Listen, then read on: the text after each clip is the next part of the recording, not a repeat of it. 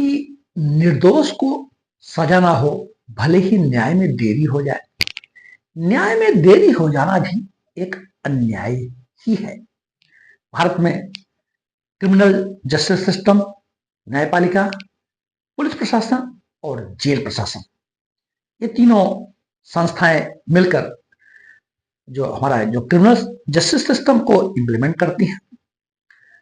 आज हम चर्चा कर रहे हैं हाल ही में जो एनसीआरबी ने, नेशनल क्राइम रिकॉर्ड ब्यूरो, जो कि हमारे देश में क्राइम का डाटा प्रस्तुत करती हैं, उनका विश्लेषण करती हैं और जो कानून प्रवर्तन एजेंसियां हैं उनकी मदद करती हैं। इसकी स्थापना 1986 में की गई थी और यह गृह मंत्रालय के अधीन है।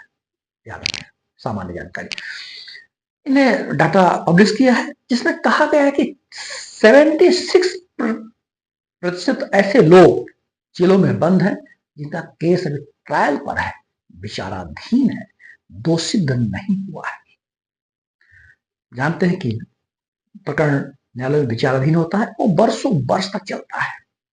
कारण बहुत सारे हैं, जो ये प्रक्रिया बहुत लंबी खींच जाती है। लेकिन माननीय सर्वोच्च न्यायालय ने, माननीय उच्च न्यायालय ने और पूर्व की जो हमारी सीआरपीसी थी, धारा 436A, 437 और जो वर्तमान की भारतीय नागरिक सुरक्षा संहिता की धारा 479, विचाराधीन कैदियों के लिए जमानत देने का अधिकार सुरक्षित करती है। बीएनएसएस में धारा 479 के अंतर्गत कहा गया है कि ऐसे विचाराधीन कैदी जो इनको अधिकतम सजा जितनी पड़ सकती है उसका 1/3 या 1/2 का समय जेलों में व्यतीत कर लिए हों, उन्हें जमानत का अधिकार होता है। वो प्रथम अपराधी हों, मतलब हैबिचुअल ऑफेंडर ना हो, पहली बार अपराध हो गया है, ऐसे मामलों में माने उनको जो ट्रायल्स प्रिजनर्स होते हैं, अंडर ट्रायल प्रिजनर्स होते हैं, उनको जमानत का अधिकार मिलता है।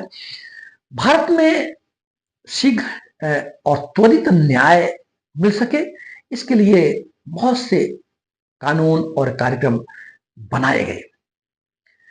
हम आपको यहां बताना चाहेंगे कि जो बेल्स होती हैं, जमानतें होती हैं, जमानत कई प्रकार की होती हैं। कुछ खास हम को आपसे चर्चा कर लेते हैं। एंटीसिपेटरी बेल जिसको हम अग्रिम जमानत कहते हैं।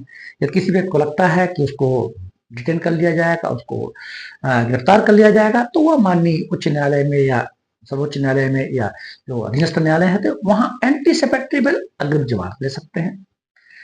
अंतरिम जमानत, यदि व्यक्ति कोई जेल पे ही है और उसको कुछ विशेष परिस्थितियां उसके साथ आ गई या कोई ऐसी बात आ गई, तो उनको अंतरिम बेल कुछ समय अवधि के लिए 15 दिन हो सकती है, 1 महीने हो सकती है, 2 महीने हो सकती है, 5 महीने, 6 महीने हो सकती है। ये अंतरिम जमानत होती है। रेगुलर बेल भी 2 तरह की होती है।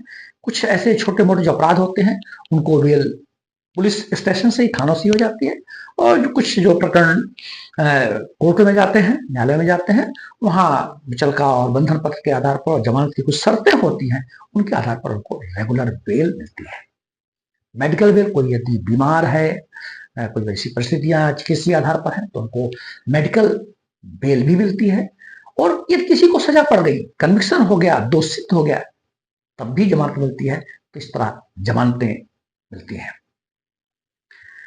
भारत में त्वरित न्याय के लिए जेलों में जबरदस्त ओवरक्राउडिंग को देखते हुए और कैदियों और जो प्रिजनर्स हैं उनकी स्थिति में सुधार करने के लिए, जेलों को रिफॉर्मेशन हाउस में ट्रांसफॉर्मेशन करने के लिए तमाम तरह के प्रयास हमारे देश में, नियम कानून बनाए गए।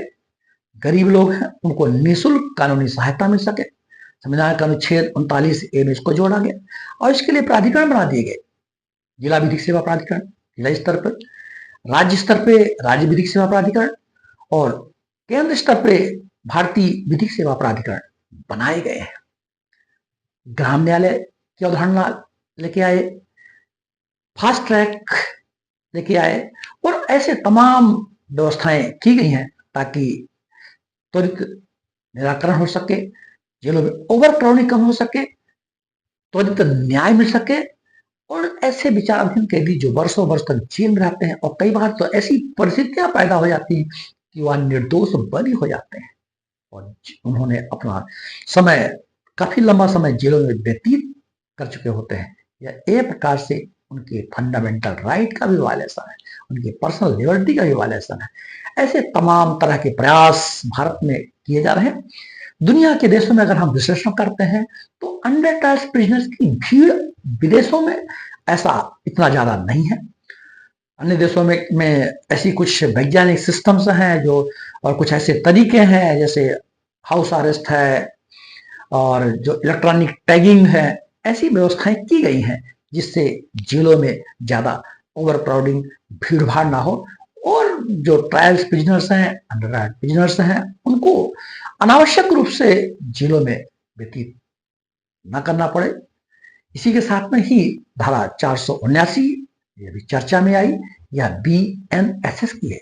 BNSS क्या है, BNS क्या है, इस संबंध में हम एक अलग से वीडियो बनाएंगे, ये ताकि छोटा वीडियो रहे, ज्यादा बड़ा वीडियो ना होने पाए।